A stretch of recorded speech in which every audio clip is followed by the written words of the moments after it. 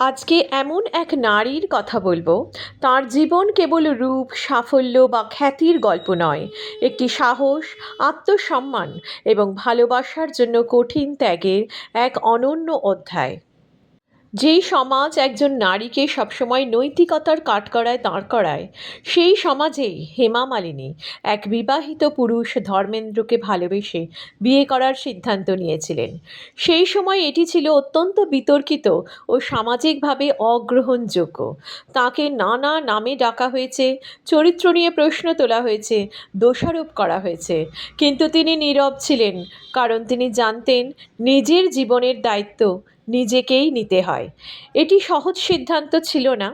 জনপ্রিয়তার শীর্ষে থাকা একজন অভিনেত্রীর জন্য সমাজের সমালোচনা মানে ছিল কেরিয়ার, সম্মান ও গ্রহণযোগ্যতা সব কিছু ঝুঁকির মুখে ফেলা। তবুও তিনি পিছিয়ে যাননি। এই অনন্য সাহসিকতা দেখিয়েছিলেন ড্রিম গার্ল হেমা মালিনী, যিনি ভারতীয় চলচ্চিত্র জগতের এক অনন্য নাম। অভিনেত্রী, নৃত্যশিল্পী, পরিচালক, রাজনীতিবিদ হিসেবে দীর্ঘ ও বহুমুখী জীবন গড়ে তুলেছেন। হেমা মালিনীর জন্ম 1948 সালের 16ই অক্টোবর।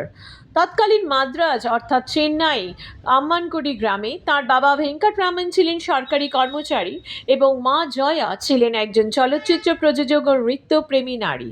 ছোটবেলা থেকেই মায়ের অনুপ্রেরণায় হেমা মালিনী শাস্ত্রীয় নৃত্যের প্রতি আগ্রহী হয়ে ওঠেন। তিনি ভারতনাট্যম নৃত্যে প্রথাগত তালিম নিয়েছিলেন এবং কৈশোরেই মঞ্চে নাচ পরিবেশন শুরু করেন। পড়াশোনার পাশাপাশি নৃত্যচর্চা তাঁর জীবনের অবিচ্ছেদ্য অংশ হয়ে ওঠে। মাত্র 14 বছর বয়সে তামিল চলচ্চিত্র ইথুসত্তম একটি ছোট্ট চরিত্রে অভিনয় করেন, তবে তার বলিউডে প্রবেশ সহজ ছিল না। 1968 সালে একটি ছবিতে প্রত্যাখ্যাত হন, তাকে খুব রোগা বলে বাদ দেওয়া হয়। এই প্রত্যাখ্যান তাকে দমিয়ে রাখতে পারেনি। 1968 সালেই হিন্দি চলচ্চিত্র সপনো কা সওদাগরে রাজ কাপুরের বিপরীতে নায়িকা হিসেবে আত্মপ্রকাশ করেছিলেন। এই ছবির সাফল্যের সঙ্গে সঙ্গে তার কেরিয়ারের গতি বদলে যায়। 1970 ও 1980-র দশকে হেমা মালিনী বলিউডের শীর্ষ অভিনেত্রীতে পরিণত হন। ড্রিম গার্ল ছবির পর থেকে তিনি এই উপনামেই পরিচিত হয়ে ওঠেন। 1980 সালে তিনি অভিনেতা ধর্মেন্দ্রকে বিয়ে করেন। সেই সময় ধর্মেন্দ্র ছিলেন বিবাহিত এবং 4 সন্তানের পিতা। এই বাস্তব সত্য জেনেও হেমা মালিনী সম্পর্ক থেকে পিছিয়ে যাননি, বরং তিনি পরিস্থিতির জটিলতা বুঝে সচেতনভাবেই সিদ্ধান্ত নিয়েছিলেন। তাদের সম্পর্ক প্রায় 10 বছরের ছিল। এখানে তার সাহস লুকিয়ে আছে। তিনি সমাজকে খুশি করতে গিয়ে নিজের অনুভূতিকে অস্বীকার করেননি, আবার কারো সংসার ভাঙার দাবিও তোলেননি। তিনি জানতেন এই ভালোবাসার মূল্য তাকে একাই দিতে হবে। ধর্মেন্দ্রকে বিবাহ করার পর তিনি একান্ত নিজের একটি পরিবার সৃষ্টি করেন। তিনি কোনোদিনও ধর্মেন্দ্রর পরিবারের মধ্যে ঢোকেননি কিংবা ঢোকার চেষ্টাও করেননি। ধর্মেন্দ্রকে নিয়ে তাঁর আলাদা সংসার ছিল এবং সেই সংসারে এশা ও অহনা দুটি কন্যার জন্ম হলো। ড্রিম গার্ল হেমা মালিনী 1970 থেকে 80 সাল সেই সময় ছিলেন 1 নম্বর নায়িকা। তাঁকে বিবাহ করার জন্য প্রচুর বিখ্যাত ব্যক্তিত্ব উন্মুখ হয়েছিলেন, কিন্তু তিনি ধর্মেন্দ্রর ভালোবাসাতে সাড়া দিয়ে বিবাহিত জেনেও ধর্মেন্দ্রকে বিবাহ করেছিলেন। তখন ধর্মেন্দ্র 4 সন্তানের পিতা।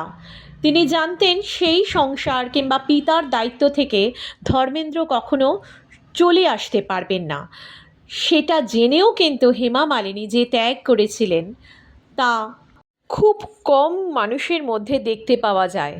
বলতে পারা যায় একেবারে বিরল এক দৃষ্টান্ত।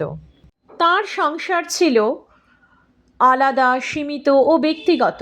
কোনো দাবি, কোনো সংঘর্ষ নিয়ে প্রকাশ্য বিতর্কে তিনি যাননি। এই ছিল এক ধরনের নীরব আত্মত্যাগ। ভালোবাসার মানুষকে পেয়েও সম্পূর্ণভাবে পাওয়ার আকাঙ্ক্ষা থেকে নিজেকে সংযত রাখা।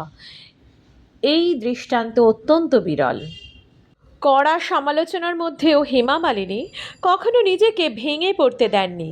তিনি কারো বিরুদ্ধে প্রকাশ্যে অভিযোগ করেননি, নিজের সিদ্ধান্তের ব্যাখ্যা দিয়ে সহানুভূতি আদায় চেষ্টাও করেননি।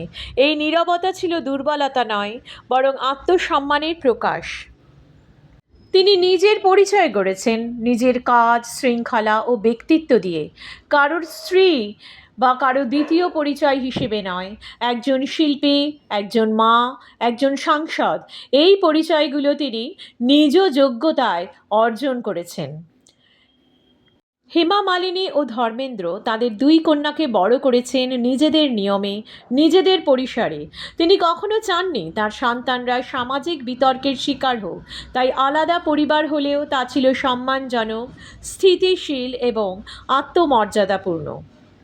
একজন নারী চাইলে সমাজের প্রচলিত কাঠামোর বাইরে গিয়েও নিজের পরিবারকে সুরক্ষিত রাখতে পারেন। হেমা মালিনী জানতেন তিনি এমন এক সম্পর্কে প্রবেশ করছেন যা সমাজ সহজে গ্রহণ করবে না। তবুও তিনি ভালোবাসাকে অস্বীকার করেননি, কিন্তু একই সঙ্গে তিনি কখনো ধর্মেন্দ্রর প্রথম পত্নী প্রকাশ কৌরের জায়গা দখল করারও চেষ্টা করেননি।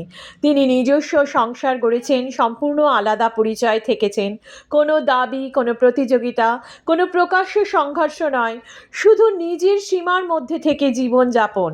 এটি ছিল আত্মসম্মানের আর এক রূপ, কারো জীবনে হস্তক্ষেপ না করে নিজের ভালোবাসাকে ধারণ করা।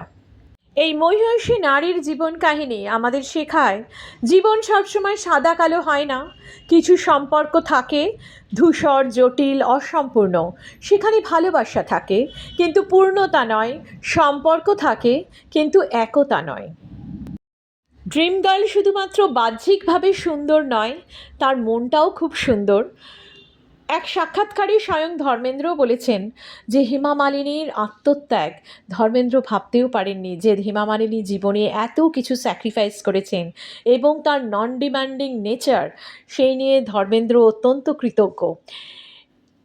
এখানে বোঝা যায় আত্মসম্মান থাকলে মানুষ ভাঙে না, নীরব হয়, আর সেই নীরবতাই অনেক সময় সবচেয়ে শক্তিশালী ভাষা।